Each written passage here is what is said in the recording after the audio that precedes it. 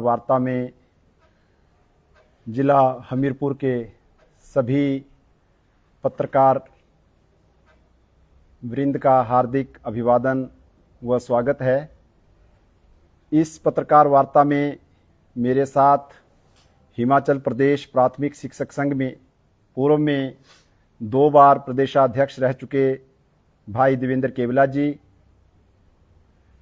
जिला बिलासपुर के अध्यक्ष भाई राकेश पटियाल जी, जिला हमीरपुर के महासचिव कुशल शर्मा जी, कांगड़ा के महासचिव भाई दिनेश राणा जी, इस ब्लॉक के अध्यक्ष भाई नरेश जी और इस पद यात्रा में हमारा सहयोग दे रहे प्राथमिक शिक्षक संघ के राज्य कार्यकारिणी के अन्य पदाधिकारीगण। आज की इस पत्रकार वार्ता में मैं बताना चाहता हूं कि हिमाचल प्रदेश प्राथमिक शिक्षक संघ ने विरोध स्वरूप जो हिमाचल सरकार और शिक्षा विभाग के द्वारा न्यू कॉम्प्लेक्स सिस्टम लागू किया गया है और 25 अन्य मांगों को लेकर 11 जुलाई 2026 से माता बगलामुखी मंदिर बनखंडी देहरा कांगड़ा से पदयात्रा शिमला के लिए प्रारंभ की है। आज इस पदयात्रा का चौथा दिन है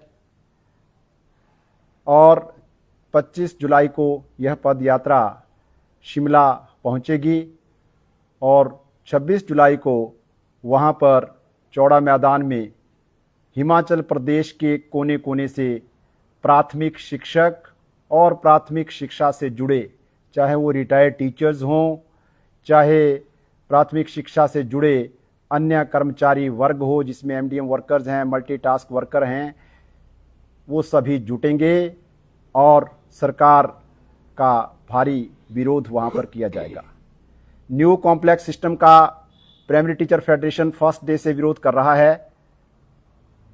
23 सितंबर 2025 को जब हिमाचल सरकार के द्वारा ये नोटिफिकेशन की गई, उसके बाद प्राथमिक शिक्षक संघ ने 5 अक्टूबर 2025 को पूरे हिमाचल प्रदेश के सभी सब डिवीज़न लेवल पर धरना प्रदर्शन किए और हिमाचल सरकार को इसके संदर्भ में ज्ञापन प्रेषित किए।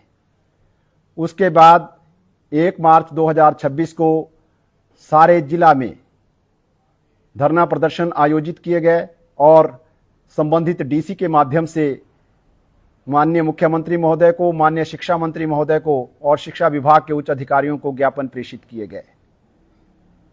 लेकिन इन सब के बावजूद हम पिछले 8 महीने में 14 बार माननीय मुख्यमंत्री महोदय से मिले और अपना विरोध दर्ज किया। उन्होंने बार बार इस मुद्दे पर बैठक का आश्वासन दिया, लेकिन वो बैठक आज तक आयोजित नहीं हुई। शिक्षा मंत्री महोदय से मिले, कांग्रेस के सभी जनप्रतिनिधियों से मिले, एमएलए से मिले, मिनिस्टर से मिले, लेकिन किसी ने भी प्राथमिक शिक्षक संघ जो हिमाचल प्रदेश का प्राथमिक शिक्षा से जुड़ा सबसे बड़ा संगठन है, जिसकी मेंबरशिप जो है वो 25,000 के करीब है और उसके साथ 30,000 से अधिक रिटायर्ड टीचर जुड़े हुए हैं, उनके साथ वार्ता करना उचित नहीं समझा। इसलिए गांधी के देश में रहने वाले हम सभी ने यह निर्णय लिया कि अब पैदल यात्रा हम शिमला पहुंचेंगे और अपना विरोध दर्ज करेंगे। कॉम्प्लेक्स सिस्टम का विरोध हम क्यों कर रहे हैं? इस सिस्टम को साजिश के तहत लाया गया है। आज हिमाचल प्रदेश के अंदर 5,000 से अधिक जेबीटी की पोस्ट खाली चल रही है।